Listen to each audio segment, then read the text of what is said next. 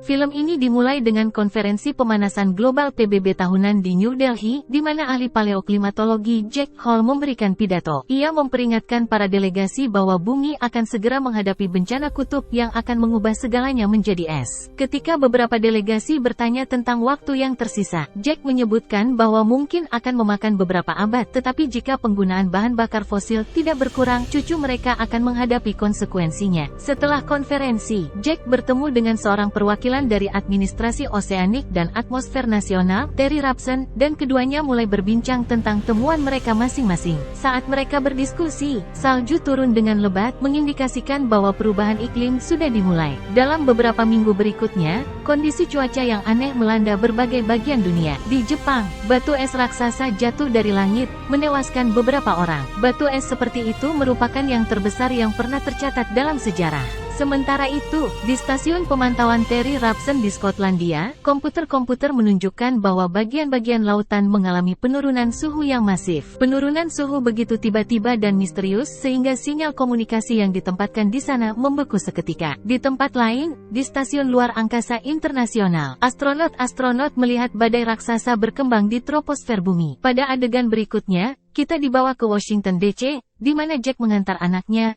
Sam, ke bandara. Sam adalah seorang siswa jenius yang telah diundang untuk berpartisipasi dalam sebuah decathlon di New York. Meskipun ayahnya adalah seorang yang terkenal, Sam tampak marah padanya, karena Jack selalu sibuk dengan jadwal kerjanya. Namun, Jack meyakinkan Sam bahwa setelah dia pensiun, dia akan memiliki waktu untuk keluarganya. Kemudian, ketika Sam bersama teman-teman terbaiknya, Laura dan Brian, tiba di New York, mereka melihat sekelompok besar burung terbang ke arah barat seolah-olah mereka mencoba melarikan diri dari sesuatu. Sementara itu, Terry menelepon Jack dari stasiun pemantauannya dan memberitahunya tentang temuannya. Dia mengatakan bahwa bencana kutub sedang mendekati mereka dengan cepat dan mereka tidak punya waktu untuk melarikan diri. Ketika Jack bertanya apakah situasinya buruk, Terry menjawab bahwa hal seperti ini belum pernah terjadi dalam 10.000 tahun terakhir. Setelah itu, kita dibawa ke pusat pemantauan cuaca di California, di mana seorang teknisi sedang menikmati waktunya bersama pacarnya. Tiba-tiba, dia menerima panggilan darurat dari seorang pria yang mengungkapkan bahwa es batu sedang turun salju di lak. Mendengar hal ini, teknisi tersebut menyalakan televisi dan terkejut melihat bahwa batu es sebesar bola golf telah merusak sebagian lak. Dia segera menelepon bosnya dan memberitahunya untuk mengeluarkan peringatan tornado di negara bagian California, namun sudah terlambat. Dalam sekejap, beberapa tornado raksasa mengelilingi kota dan menghancurkan segalanya yang ada di depan mata. Karena itu, pertemuan darurat diadakan di kantor perubahan global di Washington DC. Salah satu peserta pertemuan tersebut menyebutkan kejadian cuaca yang menghancurkan di berbagai bagian dunia dan menyatakan bahwa ada sesuatu yang salah. Saat itu, Jack, yang juga hadir di pertemuan tersebut, mengungkapkan kepada kerumunan bahwa semuanya terjadi karena arus Atlantik Utara. Arus ini disebabkan oleh es kutub yang mencair dengan cepat, yang pada gilirannya disebabkan oleh pemanasan global. Dia juga menyebutkan bahwa ini baru permulaan dan dalam beberapa hari ke depan, cuaca akan menjadi lebih buruk. Pada adegan berikutnya, Jack bertemu dengan wakil presiden dan mencoba membuatnya memahami bahwa situasinya sangat kritis. Dia menyebutkan bahwa badai kutub dapat melanda kapan saja, sehingga evakuasi massal di negara bagian utara diperlukan. Namun, wakil presiden tidak menganggapnya serius dan pergi. Di tempat lain di Inggris, salju turun dengan cepat sehingga 3 helikopter dikirim ke istana kerajaan untuk mengambil ratu. Namun, dalam perjalanan mereka melewati mata badai yang menyebabkan alat mereka membeku seketika. Dalam waktu singkat, baling-baling helikopter juga berhenti berputar dan ketiga helikopter itu jatuh ke tanah. Satu pilot berhasil selamat dari kecelakaan itu, tetapi begitu dia membuka pintu, dia membeku sampai mati. Kembali ke Manhattan, Sam dan teman-temannya mencoba kembali ke Washington DC. Tetapi semua layanan transportasi telah terhenti karena hujan lebat. Putus asa untuk keluar dari kota, ketiganya berjalan ke jalan-jalan hanya untuk menemukan kota dalam kekacauan total. Tiba-tiba, tsunami raksasa muncul tiba-tiba dan mulai menghanyutkan tempat itu. Menara pencakar langit, bahkan patung Liberty, tenggelam seolah-olah mereka tidak berarti. terjadi. Sam dan kelompoknya melihat bahaya yang akan datang dan bergegas ke Aula Perpustakaan Nasional untuk berlindung. Sayangnya, ribuan orang yang kurang beruntung dicuci dan tewas. Kemudian, Terry menelepon Jack dan menginformasikannya tentang udara beku di Eropa yang menyebabkan kecelakaan helikopter. Hal ini membuat Jack khawatir, dan setelah sedikit penelitian, dia menemukan bahwa badai tersebut akan tiba di AS lebih cepat dari biasanya. Faktanya, mereka hanya memiliki 48 jam sebelum semuanya membeku. Setelah itu, dia membuka prediksi cuaca yang menunjukkan bahwa 3 sistem cuaca besar sedang terbentuk di berbagai bagian dunia. Mereka semakin besar setiap harinya, dan di Eropa, keadaan kutub sudah dimulai. Sementara itu, Sam dengan putus asa mencari telepon di perpustakaan karena tempat tersebut tidak memiliki sinyal ponsel. Setelah beberapa saat, dia turun ke lantai lain dan menemukan telepon yang hampir tenggelam di dalam air. Dalam keadaan putus asa untuk menelepon orang tuanya, dia berenang ke tempat itu dan akhirnya berhasil melakukan panggilan. Jack senang mengetahui bahwa anaknya masih hidup dan mulai memberinya instruksi. Dia memberitahu Sam bahwa dia harus tetap di dalam ruangan dan menunggu badai berlalu. Jika dia keluar, dia akan membeku sampai mati seketika. Mendengar ini, Sam menjadi khawatir, tetapi Jack menenangkannya dengan mengatakan bahwa dia akan segera datang untuk menyelamatkannya. Keesokan harinya, ketika semua orang di perpustakaan mengumpulkan pakaian dan persediaan makanan, mereka mendengar suara aneh dari luar. Ketika mereka melihat melalui jendela, mereka terkejut melihat kapal kargo berlayar melalui tempat tersebut. Di tempat lain di Washington DC, kepala negara sedang mengadakan pertemuan, dan Jack ditugaskan untuk memberikan laporan tentang situasi. Sebelum memulai, dia menanamkan rasa takut pada semua orang dengan menyebutkan bahwa yang terburuk masih akan datang. Dia kemudian menyarankan agar penduduk negara bagian selatan segera dievakuasi dan dipindahkan ke Meksiko. Sekali lagi, Wakil Presiden tidak menyetujui ide tersebut, dengan alasan bahwa evakuasi dalam skala seperti itu tidak mungkin dilakukan. Dia juga bertanya apa yang akan terjadi pada penduduk di utara, dan Jack menjawab bahwa sudah terlambat bagi mereka. Jika mereka keluar dari rumah mereka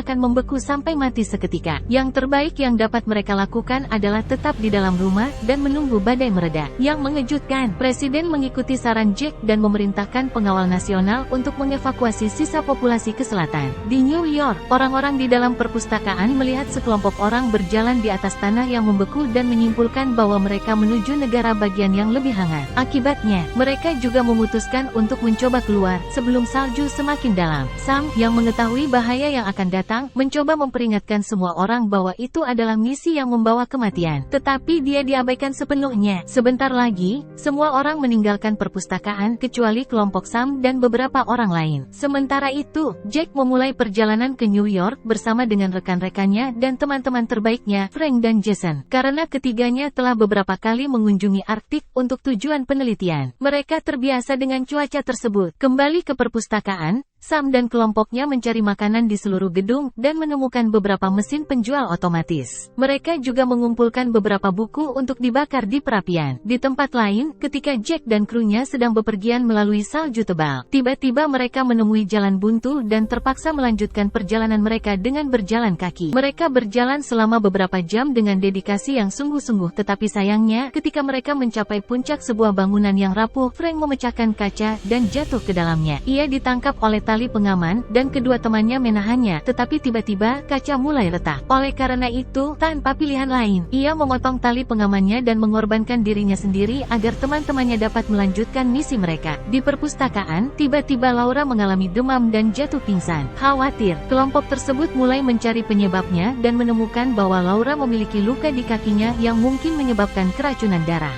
Salah satu wanita di dalam kelompok, yang kebetulan seorang tenaga medis, menyebutkan bahwa Laura membutuhkan suntikan penisilin yang mendesak, jika tidak, kakinya harus diamputasi. Putus asa untuk menyelamatkan temannya, Sam memutuskan untuk mencari obat di kapal kargo terdekat, berharap bahwa kapal tersebut berisi beberapa obat. Ketika ia hendak pergi, Brian dan seorang pria lain bernama JD, juga memutuskan untuk ikut dengannya. Dalam adegan berikutnya, Wakil Presiden, yang sekarang berada di pangkalan militer, mengetahui bahwa Presiden mengalami kecelakaan dan meninggal saat dievakuasi. Untuk memperburuk situasi, para peneliti juga menemukan bahwa mata badai telah mengubah jalurnya menuju kota New York. Mereka berjalan beberapa jam dengan penuh dedikasi, tetapi sayangnya, ketika mereka mencapai puncak gedung yang rapuh, Jason pingsan karena kelelahan. Akibatnya, Jack terpaksa membawa temannya yang pingsan. Di perpustakaan, trio itu akhirnya keluar dan menuju kapal kargo. Namun, dalam perjalanan mereka, bau mereka tercium oleh sekelompok serigala lapar yang lolos dari kebun binatang terdekat. Sam, Brian, dan JD masuk ke dapur kapal kargo dan menemukan beberapa penisilin. Mereka kemudian mencari persediaan lainnya di tempat tersebut, tetapi tiba-tiba mereka diserang oleh serigala-serigala tersebut. Sam dan Brian berhasil melarikan diri ke ruangan lain, tetapi JD digigit parah. Meskipun begitu, mereka berhasil menyelamatkannya dari binatang-binatang lapar tersebut. Ketika ketiganya berpikir keras untuk mencari cara untuk keluar dari situasi tersebut, Sam melihat langit yang mulai cerah.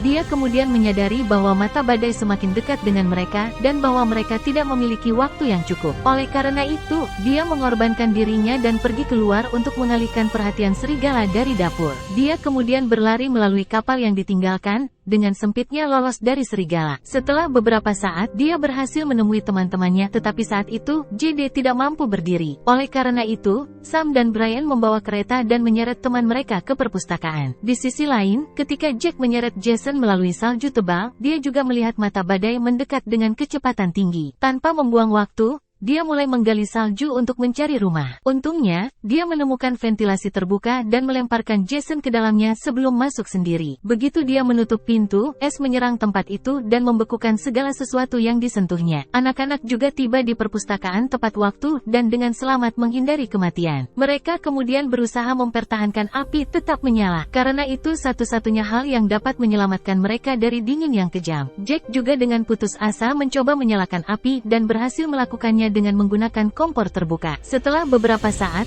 Jason bangun dan melihat bahwa seluruh tempat telah tercover dengan es. Sekarang, dengan mata badai sudah berlalu, Jack berencana melanjutkan misinya. Jason mencoba membuatnya mengerti bahwa masih berbahaya di luar, tetapi Jack bersikeras bahwa dia tidak memiliki waktu yang cukup. Malam itu, keduanya tidur di tenda dan merenungkan masa depan umat manusia. Jack menyebutkan bahwa manusia telah bertahan hidup selama zaman es berkali-kali, tetapi jika mereka tidak cukup berhati-hati, mereka mungkin punah dalam kali ini. Akhirnya, setelah beberapa minggu kondisi cuaca yang menyedihkan, stasiun luar angkasa internasional melihat tanda-tanda baik. Mereka melihat bahwa badai mulai mereda di Eropa ketika mereka melihat daratan untuk pertama kalinya dalam beberapa minggu. Pada saat yang sama, Jack juga keluar dari tenda dan melihat langit telah cerah. Matahari juga muncul. Setelah berjalan beberapa lama, keduanya menemui patung Liberty yang membeku dan beberapa kapal yang tenggelam di dalam es. Mereka akhirnya tiba di Manhattan setelah menderita rasa sakit dan penderitaan yang luar biasa selama beberapa hari. Namun, ketika mereka mencapai lokasi persis perpustakaan dengan bantuan GPS, mereka hancur mendapati bahwa perpustakaan tersebut sepenuhnya terkubur oleh es. Dengan harapan yang hilang, keduanya bersiap-siap untuk pergi, tetapi pada saat itu, mereka melihat celah kecil di dalam salju. Tanpa membuang waktu, Jack masuk ke perpustakaan melalui celah tersebut dan Jason mengikutinya dengan hati-hati. Keduanya kemudian mulai mencari Sam dan untungnya, setelah mencari sebentar, mereka menemukannya. Ternyata Sam dan kelompoknya masih hidup berkat api. Dengan ini, ayah dan anak akhirnya bertemu setelah berpisah selama beberapa minggu di tengah kondisi cuaca yang menakutkan. Setelah itu, adegan beralih ke Meksiko, di mana presiden baru diberitahu bahwa ada orang yang selamat di New York. Berita itu membuatnya bersemangat, dan dia mengumumkan secara langsung di televisi bahwa dia akan memulai operasi penyelamatan besar-besaran untuk menyelamatkan siapapun yang terjebak di negara bagian utara. Dalam adegan terakhir film ini, helikopter mencapai Manhattan, di mana beberapa orang ditemukan masih hidup. Mereka berkumpul di atas atap, menunggu untuk diselamatkan. Helikopter juga mencapai Jack dan kelompoknya, yang akhirnya dibawa ke selatan. Film berakhir saat seorang astronot dari stasiun luar angkasa internasional memandang bumi dan berkomentar bahwa itu adalah langit yang paling cerah yang pernah ia lihat.